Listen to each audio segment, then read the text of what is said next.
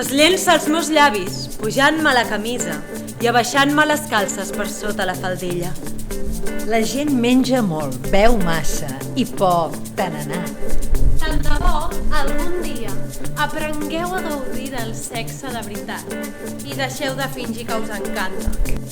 L'home es pensa que té la dona sotmesa als seus desitjos, quan en realitat és la dona qui té el poder entre les mans, qui controla la seva font de plaer.